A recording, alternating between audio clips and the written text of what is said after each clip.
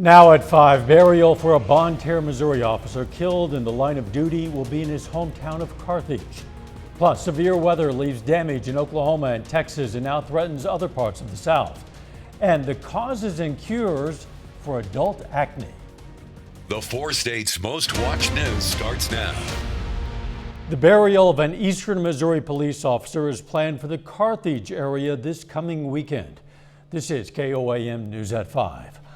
Officer Lane Burns was killed last week in a shootout with a suspect in Bonne Terre, Missouri. Now his burial is scheduled for this coming Sunday in his hometown of Carthage. A funeral procession will travel through Carthage around 1 Sunday afternoon prior to burial at 2 p.m. at the Harvey Cemetery in Carthage.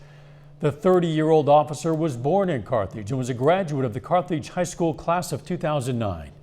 He leaves 2 children. You can find more information on the procession route through Carthage at KOAMnewsnow.com. A second person is arrested in connection with a shooting death of a 15-year-old Chanute, Kansas teen. Police were called to the 200 block of Walnut, where they found Nasha Gregory with a gunshot wound on March 13th. She died at the hospital. According to court documents, 20-year-old Mackenzie Steves of Topeka is now charged with endangering the welfare of a child, contributing to a child's misconduct, and interference with law enforcement in that case. Steve was arrested in Coffeyville.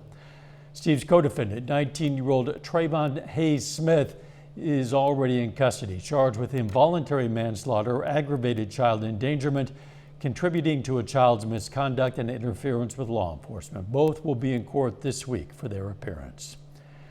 A Kansas City man has died from injuries suffered in a Joplin fire last week. Fire crews were called last Thursday to a fire at this old warehouse on the 1400 block of South Virginia. 2 people were taken to the hospital with burns. 50-year-old Aaron Simons has died from his injuries. The Joplin Fire Marshal has ruled the fire accidental due to occupants grinding metal near combustible materials. Nick Kelly joins us now with a first look at the weather. Another cloudy day, Dow. We had to deal with rain, maybe a couple of thunderstorms this afternoon, certainly on the Missouri and Arkansas side, but we're getting just a little bit of a break in the action, but still you can see plenty of cloud cover as far as the eye can see from 7th and Range Line from the east side of Joplin. The latest radar has any good concentrations of rain, mainly along in the US 65 corridor as you work toward Bolivar, Buffalo, and Springfield as you work into the Ozarks of Missouri. But we're now getting onto the backside of this system. At least we'll have to contend with this and not with any of the severe weather that's still ongoing across parts of the deep south, where we had numerous tornado watches, tornado warnings, including parts of Mississippi and even going into Alabama for the rest of this evening. But around here, no severe weather to worry about. We're seeing 40s and 50s on the board right now, Dow, but as the clouds pull back in and the rain chances kick up, it's going to be kind of a cold night with most of us dropping back into the upper 30s. We'll see when the system will clear on out here in a bit. All right, we'll see you then. As Nick told us, people in parts of the South are bracing for that dangerous weather this evening as that line of severe storms makes its way across that region. The weather system has already produced a powerful line of tornadoes that left 1 dead and destroyed dozens of homes in Oklahoma and Texas. Chris Van Cleve reports. Workers and homeowners returned to this neighborhood in Round Rock, Texas, near Austin, looking to salvage what's left, hours after Monday's tornadoes tore through central Texas and Oklahoma. There was a tornado right outside my window coming right for the van, so I grabbed my stuff as fast as I could. Somehow the person in this truck was able to drive away after a tornado flipped it in Elgin. The National Weather Service says multiple tornadoes touched down in the region, leaving widespread destruction in a dozen Texas counties. This school in Jacksboro, Texas, lost its roof and some walls when a tornado roared through. This is what's left of the elementary school gymnasium. Hundreds of people were on the other side taking shelter from the storm. The police chief even got emotional thinking about how all of those folks walked away without injuries. Cars in the school parking lot were tossed and flipped upside down. Your family is here. You're holding the bumper of your car in your hand. What goes through your mind? I'm just glad they're safe. Wasn't never expecting this. Not one, Jacksboro never has a tornado. Southern Oklahoma also reported damage. A tornado cut a quarter-mile swath of destruction through the town of Kingston, leveling businesses. Forecasters say this same storm system now threatens Mississippi, Louisiana, and Alabama. Chris Van Cleve, CBS News, Jacksboro, Texas. In Texas, a 73-year-old woman died when a tornado hit her town of Sherwood Shores. More than a dozen injuries were reported across that state. Just ahead, the possible link between COVID-19 and the risk for diabetes. Plus, the causes for adult acne and what you can do about it. Those stories in Health Watch. Topping today's Health Watch, saliva testing for COVID-19 is quicker and safer than nasal swabs. That's according to a new study from the University of Maryland. Researchers found saliva is better at detecting infection before the onset of symptoms. They also say saliva testing is safer for patients and healthcare workers because there's no need for close contact and patients won't cough or sneeze because of a nasal swab.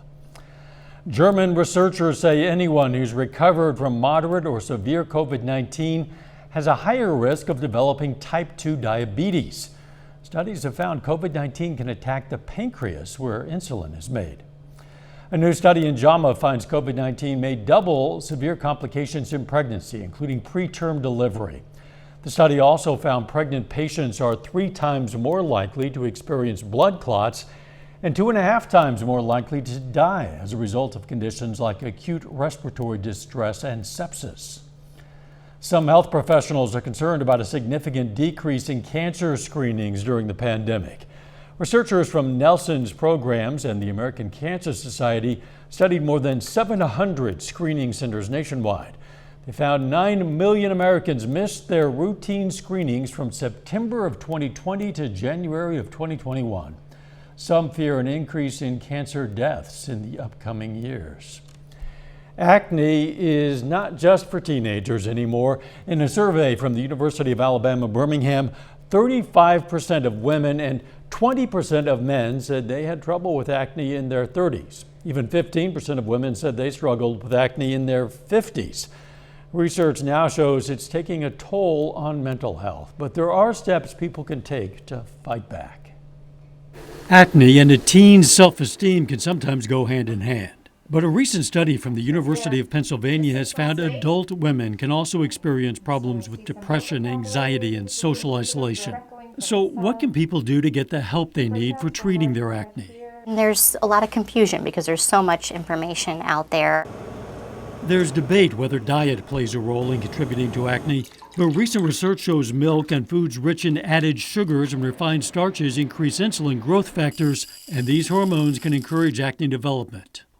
Also, stress doesn't necessarily cause acne, but it can make it worse. Calming activities such as yoga, tai chi, and meditation can lower your stress. And expensive doesn't always mean better.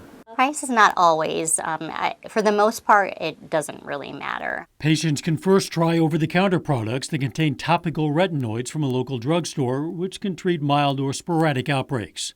But if no improvements are made in 6 to 8 weeks, prescribed treatment under the care of a dermatologist may be necessary.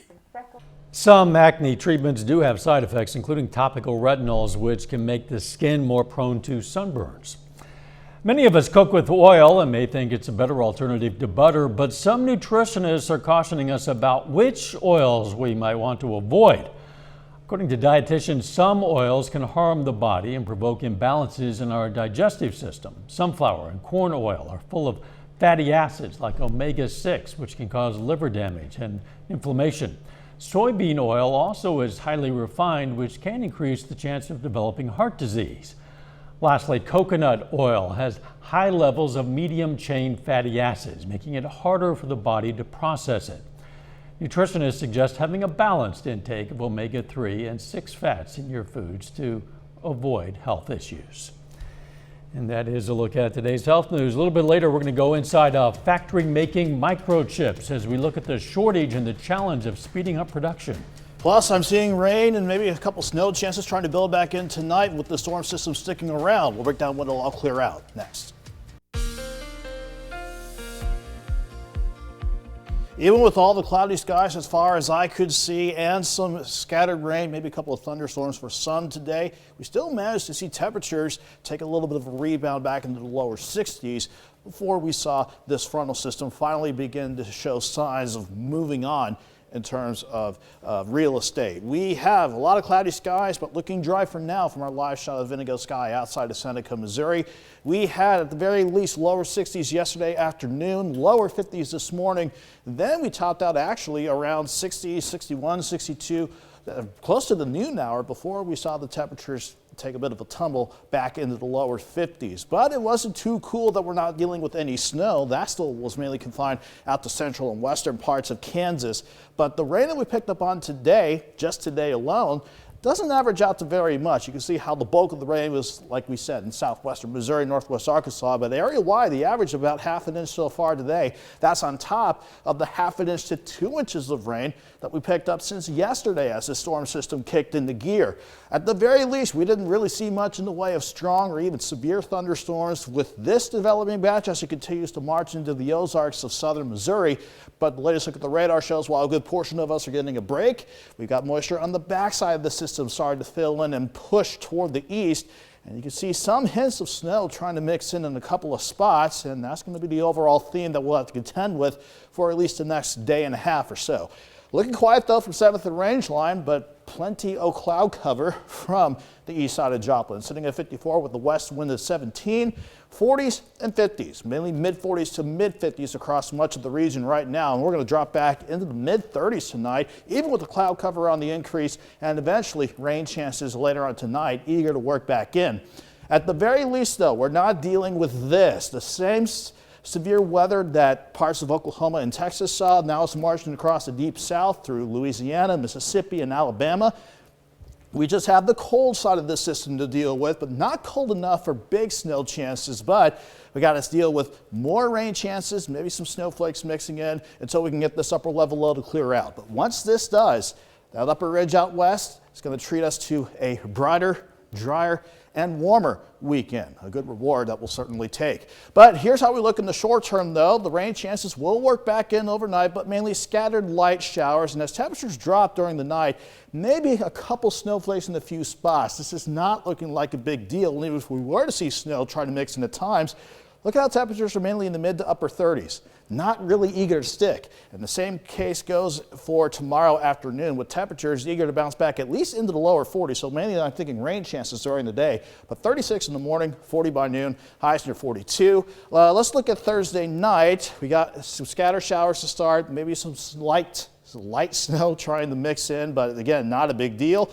And once we get to about midday to Thursday, that's when the system finally clears out. And until it does, maybe another 1/10 of an inch to ½ an inch of rain. So we're not talking about big time rainmakers over the next few days. But once we get past the next few days, again, we're going to be treated to a nice weekend. 42 tomorrow, 47 Thursday, back near 60 Friday and Saturday, and back near 70 on Sunday. Yeah, I'm loving that weekend. Yes, it will. Thanks, Nick.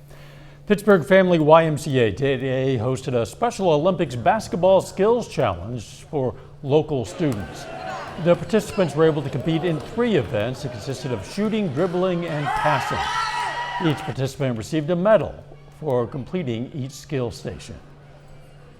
Sure, participants, they learn confidence, they are able to be celebrated and included into their community. Inclusion is a big part of what Special Olympics does, and then of course you have the confidence that comes along with achievement. This is the first Special Olympics event held at the Family YMCA in 3 years. Coming up, action to address the microchip shortage. First, though, we honor a local veteran. Calvin Wilson served in the U.S. Navy from 1967 to 1971. The Goodman, Missouri native was stationed aboard the USS Forrestal, and we are proud to salute Calvin Wilson, a 4-state hero. Topping today's Consumer Watch, the White House is warning that Russia could be preparing cyber attacks in retaliation for U.S. sanctions. Targets of most concern: big banks, pipelines, power grids, and water systems. U.S. officials delivered classified briefings last week to more than 100 companies, warning them to beef up cybersecurity defenses as rapidly as possible.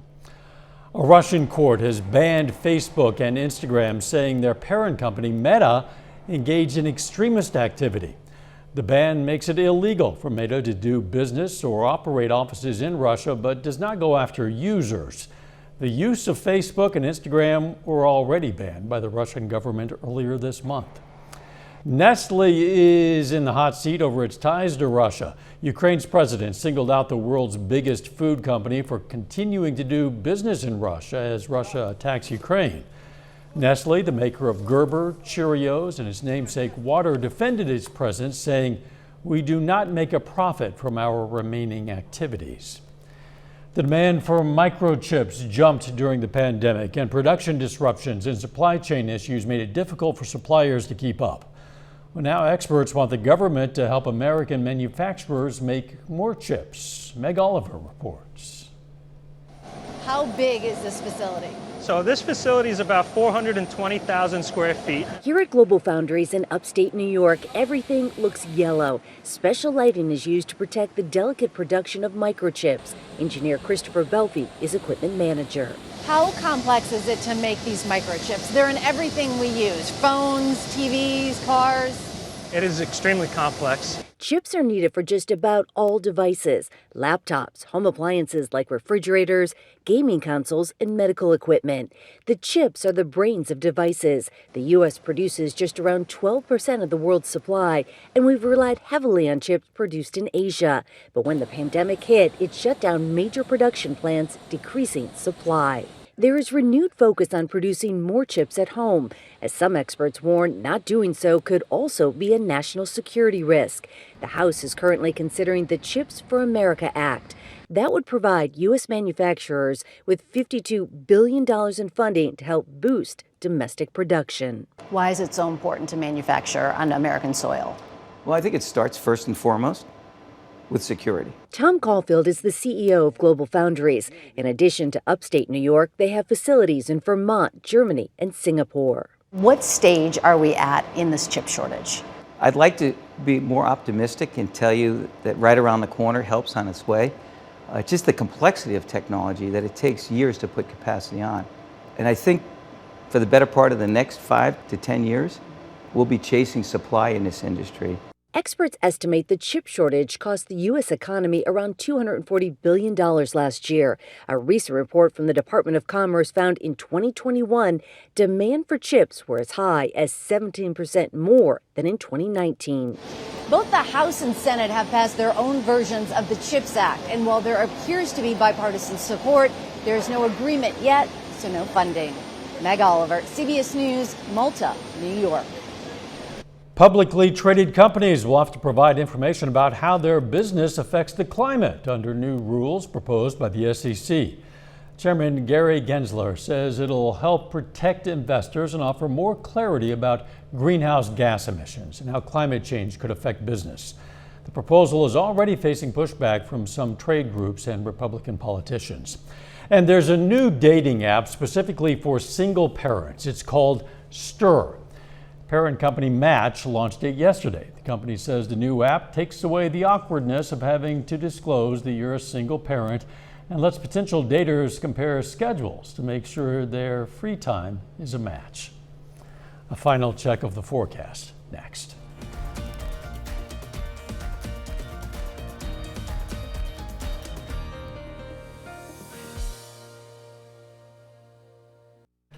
Up next on the CBS Evening News, Senators grill Supreme Court nominee Ketanji Brown Jackson on her record. Then on KOAM News at 6, police in Parsons, Kansas are searching for a suspect they say tried to kill a man. Plus, some local grade schoolers build a city of their own for their Just Imagine Kansas project. And the Pitt State football team opens spring practice. Yeah, we're going to hear from a couple of the stars from the team. Stay with us for the CBS Evening News and then KOAM News at 6. Kind of gray and cool and overall nasty out there. Yeah, that's the bad news with the system that's going to stick around for a few more days now. The good news is we're done with any thunderstorm chances, but mainly showers tomorrow and Thursday, and when it's cold enough, tomorrow morning, tomorrow night, and Thursday morning, maybe some snowflakes trying to mix in, but we're not really concerned about it. But it'll keep us near 42 tomorrow, 47 on Thursday. Then we're going to be treated to a nice, dry, brighter weekend. Back near 60 Friday and Saturday, and near 70 on Sunday. Yeah, obviously, even if a snowflake or two fell, it wouldn't stick around long with those temperatures. But it would not. Thanks, Nick. And thank you for joining us. The CBS Evening News is next. And of course, we're going to be right back here for KOAM News at 6. We'll see you then. Let's make it a great evening.